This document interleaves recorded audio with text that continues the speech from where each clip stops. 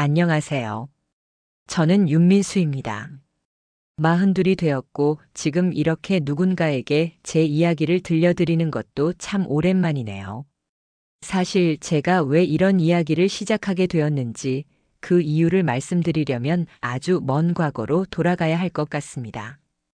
제가 9살이었을 때의 일입니다. 우리 동네에서는 매년 가을이면 작은 축제가 열렸는데 그 해에도 어김없이 아이들이 모여 연날리기 대회를 했었죠. 아버지와 함께 만든 연이었습니다. 빨간 한지에 까만 먹으로 그린 제비 한 마리, 그리고 꼬리에는 색종이로 만든 나비들이 달려 있었어요. 아버지는 연주를 묶으며 말씀하셨죠. 이번엔 정말 높이 날아갈 거라고, 바람만 잘 불어주면 하늘 끝까지 갈 수 있을 거라고. 그날 아침 날씨는 참 맑았습니다. 하늘은 깊고 푸르렀고 바람도 적당했어요. 다른 아이들과 함께 운동장에 모여서 하나둘 연을 날리기 시작했는데 제 연도 금세 하늘로 올라갔습니다. 그렇게 높이, 정말 높이 올라갔어요. 다른 아이들이 부러워할 정도로 말이죠. 그때 저는 정말 기뻤습니다. 아버지의 말씀대로 제 연이 가장 높이 날고 있었거든요. 그런데 바로 그 순간이었습니다. 갑자기 강한 바람이 불기 시작했어요. 구름도 몰려오고 하늘이 어두워지더군요. 다른 아이들은 얼른 연을 내렸는데 저는 왜 그랬는지 모르겠어요. 조금만 더 높이 올리고 싶었나 봅니다. 그 바람에 연줄이 손에서 미끄러졌어요. 아니, 정확히 말하면 연줄이 끊어졌다고 해야겠네요. 순식간에 제 연은 바람에 휩쓸려 어디론가 사라져 버렸습니다. 저는 그 자리에 서서 하늘만 바라봤어요. 다른 아이들은 벌써 집으로 돌아가고 있는데 저 혼자 그 넓은 운동장에 남아서 연이 사라진 하늘을 보고 있었죠. 그때 처음으로 이런 생각이 들었습니다. 왜 나만 이런 일이 생기는 걸까? 다른 아이들은 다 무사히 연을 거둬들였는데 왜 나만 연을 잃어버렸을까? 어머니가 달려오셔서 괜찮다고 다시 만들면 된다고 말씀해 주셨어요. 아버지도 별일 아니라며 다독여 주셨지만 그날 밤 저는 잠이 오지 않았습니다. 창문 너머로 바람 소리가 들릴 때마다 제 연이 지금 어디 있을까, 혹시 나뭇가지에 걸려서 찢어지지는 않았을까 하는 생각이 들었거든요. 그게 시작이었던 것 같습니다. 그 이후로 저는 뭔가 좋은 일이 생기면 곧 나쁜 일이 따라올 것이라는 그런 예감을 갖게 되었어요. 마치 제가 행복해지는 것을 누군가가 지켜보고 있다가 적당한 때에 그것을 빼앗아가는 것처럼 느껴졌죠. 물론 그때는 단순히 아이의 상상이었을 수도 있습니다. 하지만 지금 생각해보면 제 인생에서 일어난 많은 일들의 패턴을 그때 처음 깨달았던 것 같아요. 며칠 후 학교 친구가 저에게 말했어요. 다음번엔 연주를 더 꽁꽁 묶어야 한다고, 그러면 바람이 불어도 안 끊어진다고. 그 말이 저에게는 왜 그렇게 서글프게 들렸는지 모르겠습니다. 마치 제가 처음부터 준비를 잘못했기 때문에 연을 잃어버렸다는 뜻처럼 들렸거든요. 그래서 그때부터 저는 무엇을 할 때마다 더 조심하게 되었습니다. 혹시 또 뭔가 잘못될까봐, 또 다른 사람들이 성공할 때 저만 실패할까봐. 고등학교 2학년 가을 중간고사 날이었습니다. 그때 저는 정말 열심히 공부했어요. 밤늦게까지 책상에 앉아서 문제집을 풀고 단어 카드를 만들어 외우고 그렇게 몇 달을 보냈거든요.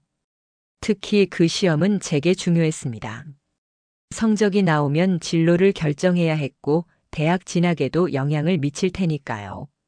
아버지께서도 이번만큼은 좋은 결과가 있을 거라며 격려해 주셨어요. 시험 당일 아침 저는 일찍 일어나서 준비를 했습니다.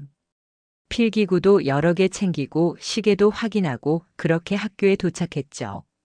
첫 번째 과목은 국어였는데 문제를 보니 제가 공부한 부분에서 많이 나왔어요. 이번에는 정말 잘 볼 수 있겠다는 생각이 들었습니다. 답안지에 차근차근 답을 적어 나갔죠. 그런데 시험 시간이 절반쯤 지났을 때였습니다. 볼펜에서 갑자기 잉크가 새기 시작했어요. 처음에는 작은 점 하나였는데 시간이 지나면서 그 점이 번져나갔죠.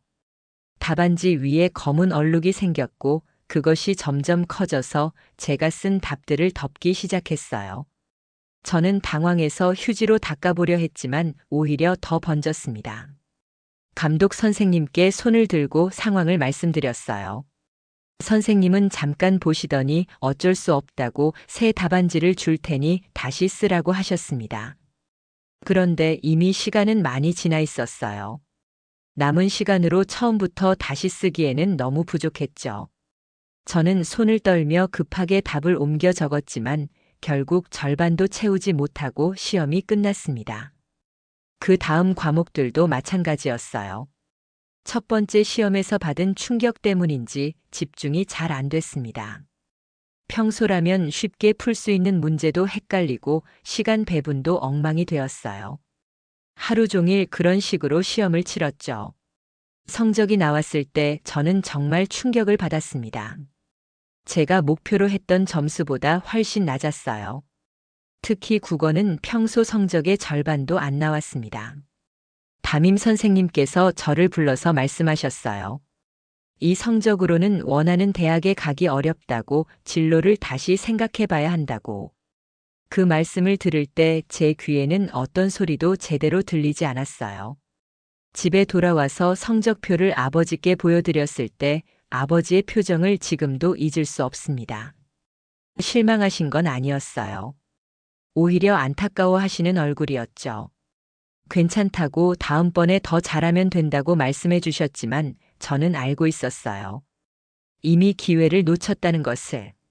그날 밤 제 방에서 볼펜을 보며 생각했습니다. 왜 하필 그 시험에서 그 시간에 잉크가 샜을까?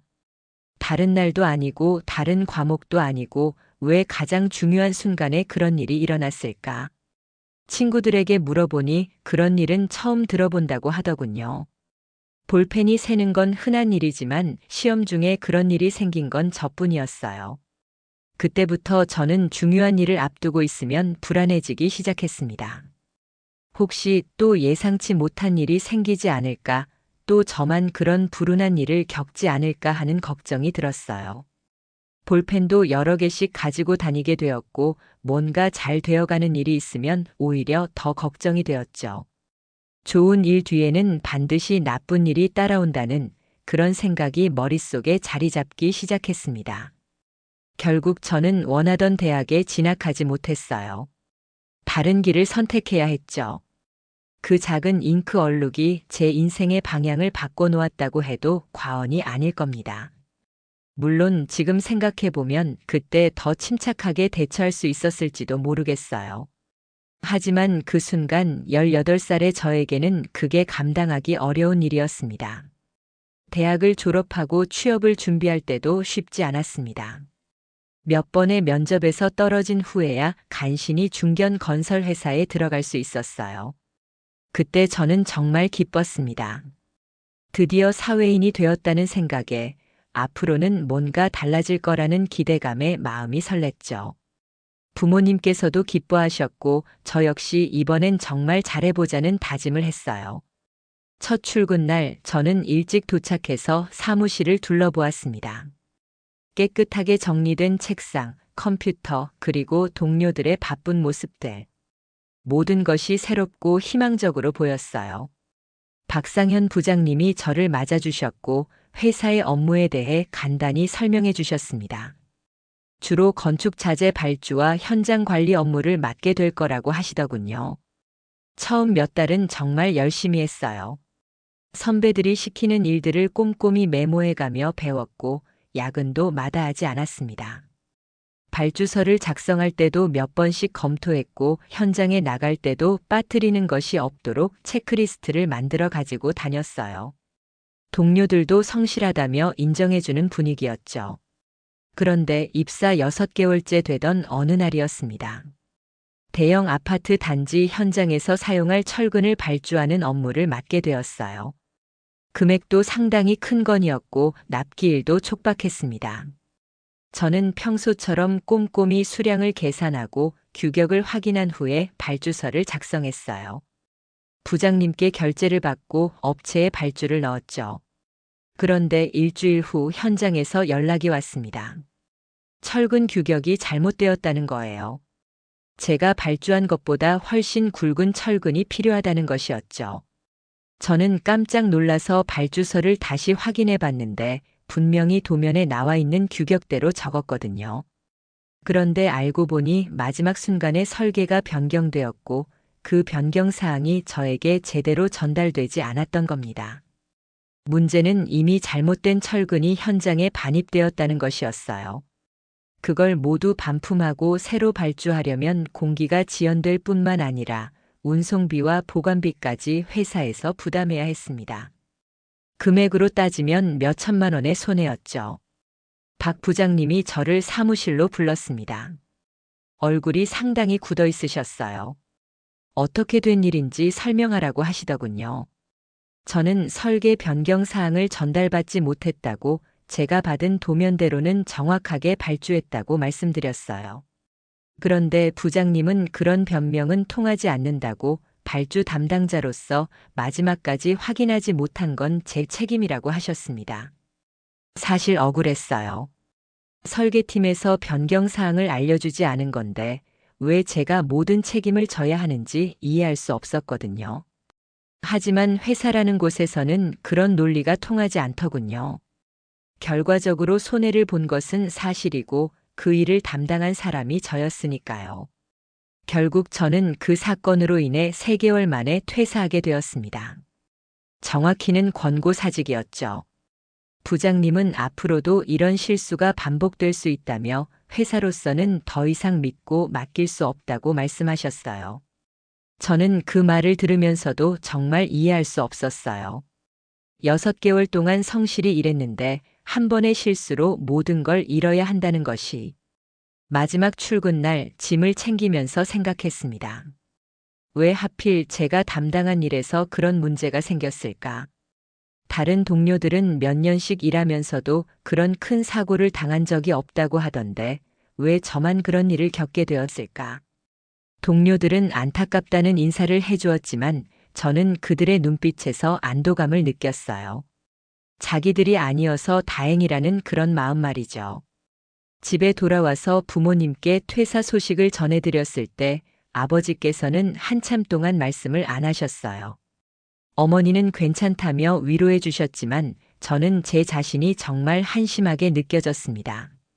어린 시절 연을 잃어버린 그날처럼 또다시 중요한 것을 놓쳐버린 기분이었어요.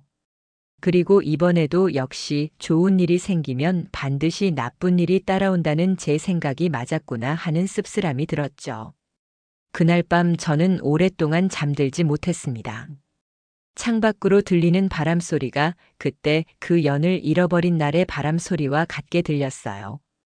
그렇게 몇 번의 직장을 거치며 30살이 되었을 때 저는 김연희를 만났습니다. 친구의 소개로 만난 그녀는 따뜻하고 현실적인 사람이었어요. 제가 가진 조심스럽고 불안한 성격을 이해해주려 노력했고 때로는 제 걱정을 덜어주려고 농담을 건네기도 했죠.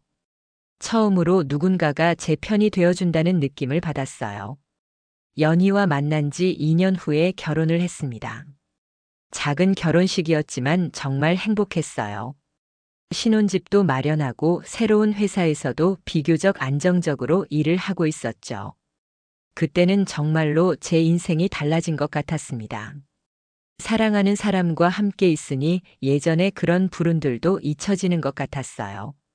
하지만 결혼 생활이 2년쯤 지나면서부터 작은 문제들이 생기기 시작했습니다.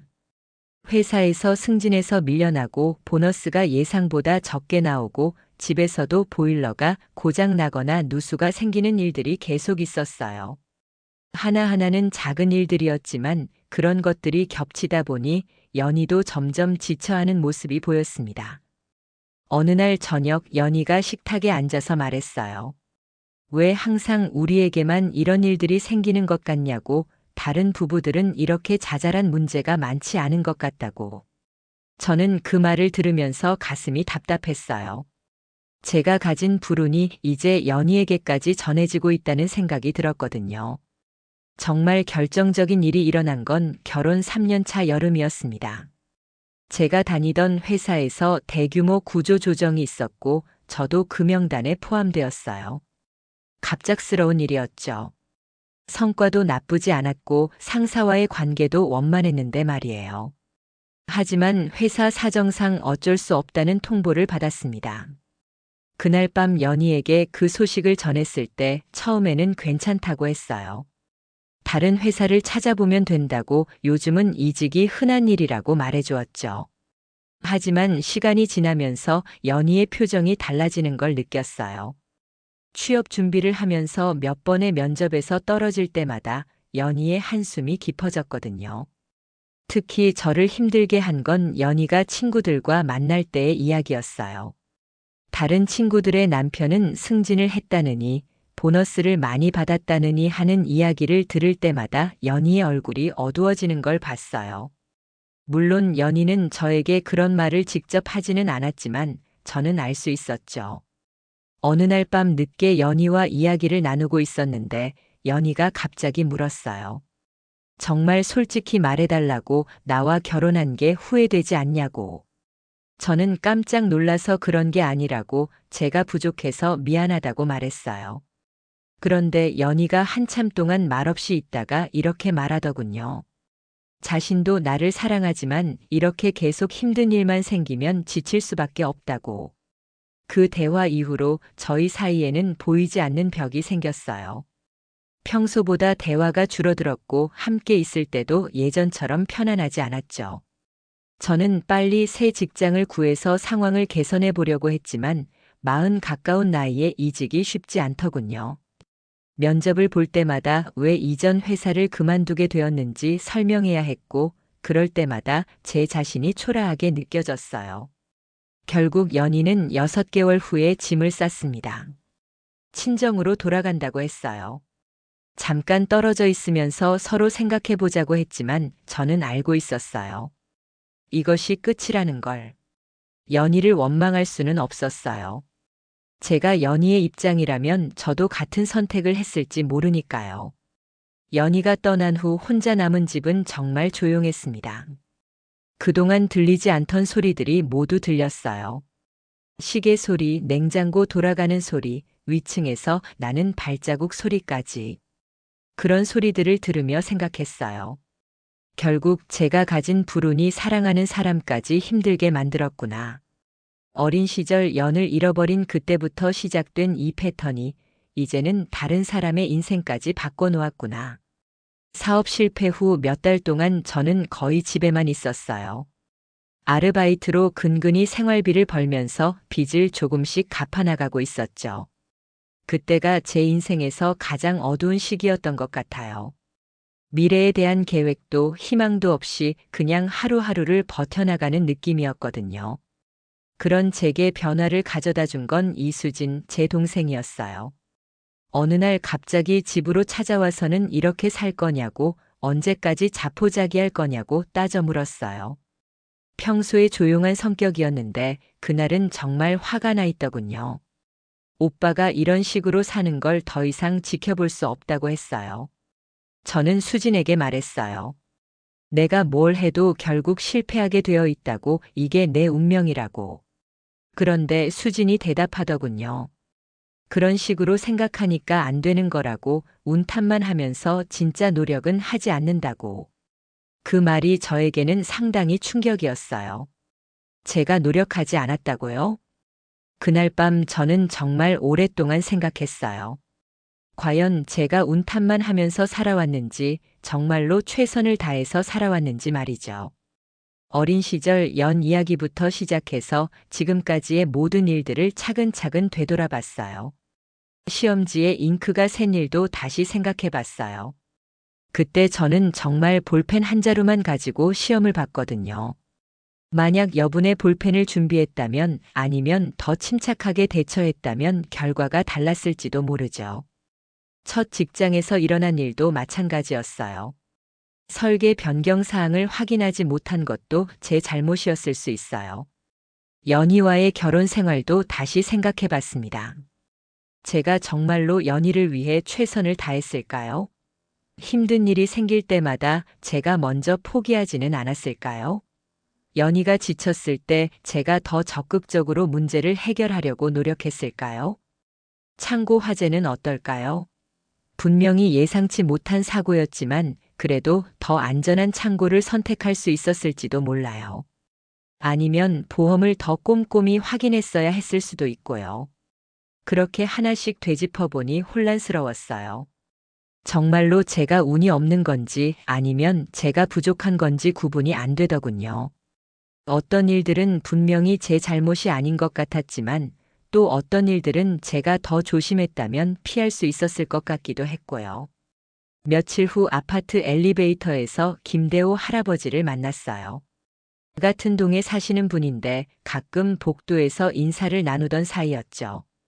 할아버지께서 제 얼굴을 보시더니 요즘 힘들어 보인다고 혹시 무슨 일이 있냐고 물어보셨어요. 저는 그분께 제 이야기를 간단히 말씀드렸어요. 사업 실패하고 앞으로 뭘 해야 할지 모르겠다고. 그랬더니 할아버지께서 이런 말씀을 하시더군요. 인생이라는 게 원래 그런 거라고. 좋은 일과 나쁜 일이 번갈아 온다고. 중요한 건 나쁜 일이 왔을 때 어떻게 대처하느냐라고 하셨어요. 그리고 이런 말씀도 하셨죠.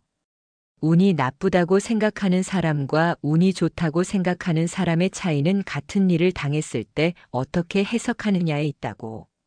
예를 들어 비를 맞았을 때 어떤 사람은 재수 없다고 생각하지만 어떤 사람은 더위가 식어서 좋다고 생각한다는 거였어요. 할아버지의 말씀을 듣고 집에 돌아와서 또 생각했어요. 과연 제가 지금까지 일어난 일들을 너무 부정적으로만 해석했던 건 아닐까? 시험을 망쳤지만 그 덕분에 다른 길을 선택할 수 있었고 직장에서 잘렸지만 그래서 사업을 시작할 용기를 낼 수 있었던 건 아닐까? 물론 여전히 확신은 서지 않았어요. 제가 정말 운이 없는 건지 아니면 제가 잘못 생각하고 있는 건지. 하지만 한 가지는 분명했어요. 이대로 계속 주저앉아 있을 수는 없다는 것. 수진의 말대로 뭔가 시도는 해봐야겠다는 생각이 들었어요. 그날 이후로 저는 조금씩 변화를 시도해보기 시작했어요. 우선 수진과 함께 앉아서 현실적인 계획을 세워봤습니다. 빚을 어떻게 갚을 것인지, 당분간 어떤 일을 하며 살아갈 것인지, 그런 실질적인 것들부터 정리했죠. 수진은 계산이 빠른 편이라서 큰 도움이 되었어요. 작은 일부터 시작하기로 했어요. 큰 사업이나 모험적인 일보다는 안정적이고 꾸준히 할 수 있는 일을 찾아보기로 한 거죠. 마침 지인의 소개로 작은 부동산 중개업소에서 일할 기회가 생겼어요. 월급은 많지 않았지만 일단 규칙적인 수입이 생기니까 마음이 조금 안정되었죠. 새로운 일을 시작하면서 제가 달라진 점이 있었어요.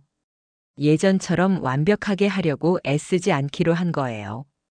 대신에 작은 실수가 생기더라도 빨리 인정하고 바로잡는 쪽에 집중했죠.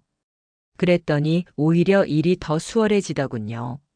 어느 날 고객과 매물을 보러 다니는데 약속 장소를 잘못 알려드린 적이 있었어요. 예전 같으면 변명을 하거나 상황을 어떻게든 수습하려고 애썼을 텐데 그때는 바로 죄송하다고 사과하고 올바른 장소로 안내해드렸어요. 고객분도 오히려 솔직해서 좋다며 웃어넘겨 주시더군요.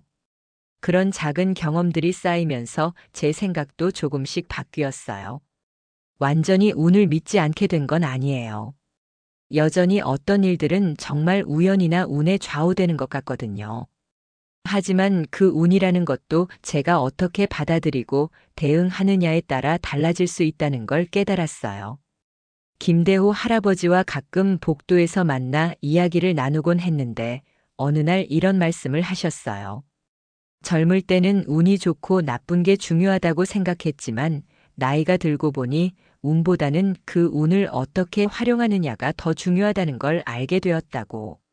나쁜 일이 생겼을 때 그것을 끝으로 보지 말고 새로운 시작으로 보면 의외로 좋은 기회가 될 수도 있다고 하셨어요. 실제로 제 경우도 그런 면이 있었어요.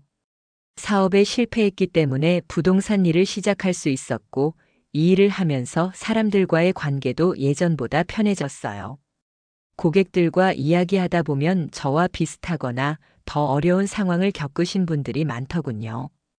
그분들의 이야기를 들으면서 제가 혼자만 힘든 게 아니라는 것도 알게 되었고요.